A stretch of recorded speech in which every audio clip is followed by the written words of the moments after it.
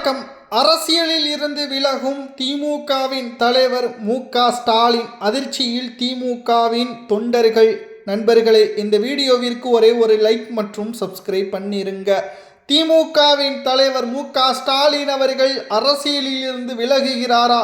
இளம் தலைமுறையினர்களுக்கு வாய்ப்பை தாருங்கள் என்று திமுகவின் மன்னார்குடி நிர்வாகிகள் தற்பொழுது தலைமை அலுவலகத்திற்கு கடிதங்களை கொடுத்துள்ளனர்.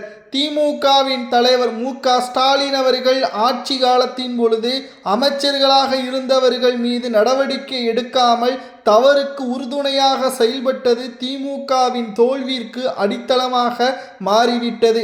மு.க.ஸ்டாலின் அவர்கள் அனைவர் மீதும் இரக்கம் காட்டினாரா, அல்லது கலைஞர் காலத்தில் இருந்து கூடவே இருந்த நிர்வாகிகளை நம் அதிகாரத்தால் அவர்களை ஒடுக்க வேண்டும் என்று மனரீதியாக வேதனை அடைந்தாரா என்று எனக்கு தெரியவில்லை. ஆனால் தவறு செய்தவர்கள் யாராக இருந்தாலும் அவர்கள் மீது நடவடிக்கை எடுத்திருக்க வேண்டும். புழல் சிறையில் 15 மாதங்கள் சிறையில் இருந்த செந்தில் பாலாஜியின் அமைச்சர் பதவியை மு.க.ஸ்டாலினாக நேரடியாக பறிக்கவில்லை. கே.என். நேரு, பொன்முடி இவர்கள் மீது ஒட்டுமொத்த மக்களை, தமிழகத்தில் குடும்ப பெண்கள் அனைவரும் கடுமையாக விமர்சனமும் செய்தார்கள். அப்பொழுதும் கூட அவர்கள் மீது நடவடிக்கை எடுக்கவில்லை. தமிழ்நாட்டில் மு.க.ஸ்டாலின் அவர்கள் சட்ட ஒழுங்கு மிகவும் மோசமாக இருக்கிறது, உளவுத்துறை சொன்ன ரிப்போர்ட்டை மு.க.ஸ்டாலினுக்கு கொண்டு செல்லாமல் இடையூறாக இருந்த சேகர்பாபு, சபரீசன் போன்றவர்கள் மீது நடவடிக்கை எடுக்கவில்லை. இதனால் திமுக தற்பொழுது மிகப்பெரிய ஒரு தோல்விக்கு சென்றுவிட்டதோடு சட்டப்பேரவையில் கூட உதயநிதி அவர்களால் பதில் கூற முடியாமல் 3 மணி நேரம் என்று அமைதியாகவே இருந்தார். காரணம், தாவேகாவின் அரசை எதிர்த்து ஒரு கேள்வி கூட சரியான கேள்வியே அவர்களால் கூற முடியாமல் போகிவிட்டது. தமிழ்நாட்டின் அரசியலில் பல மாற்றங்கள் வரும் போகும், அதில் எந்த ஒரு மாற்று கருத்தும் கிடையாது. ஆனால் இனியும் திமுக ஆட்சி அதிகாரத்திற்கு வருவதா வேண்டாமா என்பதை ஸ்டாலின் அவர்கள் எடுக்கக்கூடிய முடிவில்தான் இருக்கிறது. இளைஞர்களுக்கு வாய்ப்புகளை வழங்க வேண்டும். அதே சமயம் குடும்ப ரீதியான வாரிசின் அடிப்படையை ஊக்குவிக்காமல் தகுதியும் திறமையும் இருக்கக்கூடியவர்களுக்கான வாய்ப்புகளை வழங்கினால் மட்டும்தான் திமுக ஆட்சியை கைப்பற்றும். இல்லை என்றால் எதிர்க்கட்சி அந்தஸ்தை கூட இழக்க நேரிடும் என்று திமுகவின் நிர்வாகிகள் அறிவாலயத்திற்கு கடிதங்களை அனுப்பியிருப்பதால் அரசியல் வட்டாரத்தில் பரபரப்பை ஏற்படுத்தியுள்ளது. மு.க.ஸ்டாலின் அவர்கள் தற்பொழுது வீட்டிலேயே இருக்கிறார். அவர் தற்பொழுது ஓய்வு பெற வேண்டும். அவர் தேர்தலில் போட்டியிடாமல் அரசியல் ஆலோசகராகவே செயல்பட்டால் சிறப்பாக இருக்கும். ஏனென்றால் கொளத்தூர் தொகுதியில் மு.க.ஸ்டாலின் தோல்வியடைவது இந்தியாவை திரும்பி பார்க்கக்கூடிய அளவிற்கு மாறியதா என்று கேட்டால் நிச்சயம் மாறியது. ஏனென்றால் மோடியை தோல்வியை தழுவக்கூடிய வைக்கக்கூடிய அதிகாரமும் அந்த மக்களின் ஆதரவும் மு.க.ஸ்டாலினிடம் மட்டும்தான் இருக்கிறது என்று திமுகவின் நிர்வாகிகள் பேசிய அந்த ஒட்டுமொத்தமான விமர்சனங்கள், அந்த வெட்டி பேச்சுக்கள் தான் தற்பொழுது மு.க.ஸ்டாலினை தோல்வியடைய வைத்துவிட்டது. சனாதானத்தை பற்றி பேசி குறிப்பிட்ட சமூகத்திற்கு எதிராக இருந்த மு.க.ஸ்டாலின் அவர்கள் தற்பொழுது தன்னந்தனி மரமாக மாறியுள்ளார். திமுகவின் கூட்டணியாக இருந்த முஸ்லிம் லீக், விசிக, காங்கிரஸ் போன்ற கட்சிகள் தாவேகாவின் பக்கமும் சென்றுவிட்டது. இதனால் மு.க.ஸ்டாலின் அவர்கள் நடைபெறக்கூடிய 7 சட்டமன்ற தொகுதிகளில் போட்டியிடுவதற்கு அச்சத்துடனே இருக்கிறார். ஏனென்றால் 100% வாக்கு சதவீதம் எந்த தொகுதியில் திமுக பெறும் என்ற கேள்விக்கு மாவட்ட செயலாளர்களோ முன்னாள் அமைச்சர்களோ மு.க.ஸ்டாலினுக்கு சரியான பதில்களை கொடுக்கவில்லை. இதற்கு காரணம் என்ன தெரியுமா?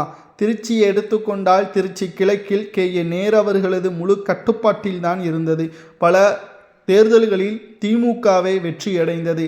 ஆனால் இப்பொழுது அந்த தேர்தல் களம் முற்றிலும் தலைகீழாக மாறி மு.க.ஸ்டாலின் அவர்களுக்கு எதிராக திரும்பியுள்ளது. இதனால்தான் நிர்வாகிகளை கட்டுக்கோப்பாக மு.க.ஸ்டாலின் வைக்க தவறிவிட்டார். களத்திலும் அவரால் நேரடியாக இறங்கி பிரச்சாரமும் செய்ய முடியாது, வயதாகிவிட்டது. 2021க்கு முன்னால் எப்படி கலைஞரால் செய்ய முடியாததை மு.க.ஸ்டாலினால் சாதித்து காட்ட முடிந்ததோ அது தற்பொழுது மு.க.ஸ்டாலினால் தற்பொழுது முடியவில்லை. அவரது மகனால் திமுக கொஞ்சம் கொஞ்சமாக தோல்வியை நோக்கி செல்வதோடு இருக்கக்கூடிய எதிர்க்கட்சி அந்தஸ்தும் எதிர்வரக்கூடிய அரசியல் காலகட்டத்தில் பறிமுதல் செய்யப்படலாம்.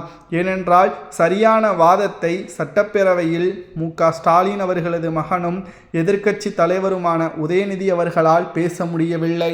மேலும் பிரச்சனைகளுக்குள்ளாகக்கூடிய வகையில் அமைந்து விடுகிறது. 900 கோடி நன்கொடை லாட்டரி நிறுவனத்திடம் இருந்து பெற்றது ஏன் என்ற கேள்விக்கு தற்பொழுது நமக்கு உண்மை கிடைத்துள்ளது. திமுக ஆட்சிக்கு வந்த பிறகு தமிழ்நாட்டில் மறைமுகமாக லாட்டரியை வெல்லுங்கள், நாங்கள் ஆதரவாக இருக்கிறோம் என்று மார்டின் நிறுவனத்திடம் தெரிவித்துள்ளது திமுக.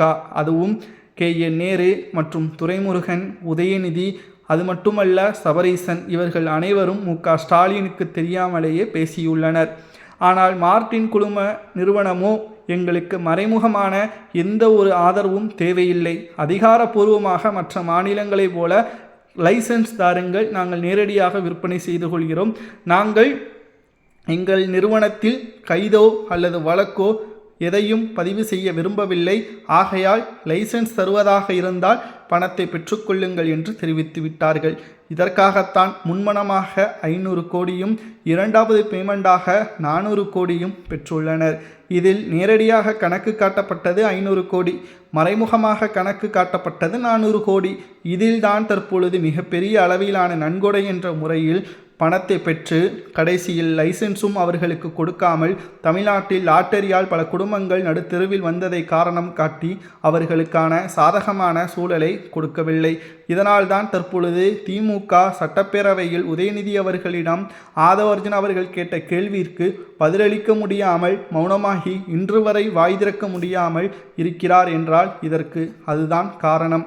தமிழக அரசியலில் மு.க.ஸ்டாலின் அவர்கள் தற்பொழுது அரசியலில் இருந்து விலக வேண்டும் என்று பலரும் கூறுகிறார்களா அல்லது ஓய்வு பெற வேண்டும் என்று கூறுகிறார்களா என்றும் அரசியல் வட்டாரத்தில் பெரும் பேசும்பொருளாக மாறியுள்ளது. வயதான காலத்தில் அரசியல் கட்டுக்கோப்பாக மு.க.ஸ்டாலினால் இனியும் கொண்டு போக முடியாது. தேர்தலில் மீண்டும் மீண்டும் போட்டியிட்டு தோல்வியடைந்தால் மக்கள் இருக்கக்கூடிய அந்த நல்ல பெயர் இன்னமும் குறைந்துவிடும். ஆகையால் அவர் தேர்தலில் போட்டியிடாமல் திமுகவை கட்டுக்கோப்பாக வைத்துக் கொள்வதில் கவனம் செலுத்த வேண்டும். இல்லை என்றால் அரசியலில் இருந்து விலகி ஓய்வு பெற வேண்டும் என்றும் பல திமுகவின் நிர்வாகிகளை கடிதங்கள் மூலமாக தெரிவித்திருப்பதுதான் அரசியல் வட்டாரத்தில் பெரும் பரபரப்பை ஏற்படுத்தியுள்ளது. நாளை அதிமுக தாவேக என்ற அரசியல் களம் மாறிவிட்டால் திமுக 3வது இடம் வந்தால் நிச்சயம் திமுகவின் முன்னாள் அமைச்சர்கள் எம்எல்ஏக்கள் தாவேகாவின் பக்கம் போவதற்கு வாய்ப்புகள் அதிகமாக இருக்கிறது என்ற தகவலும் தற்பொழுது நம்மால் பார்க்க முடிகிறது. இதை பற்றி உங்கள் கருத்துக்களை கூறுங்கள்.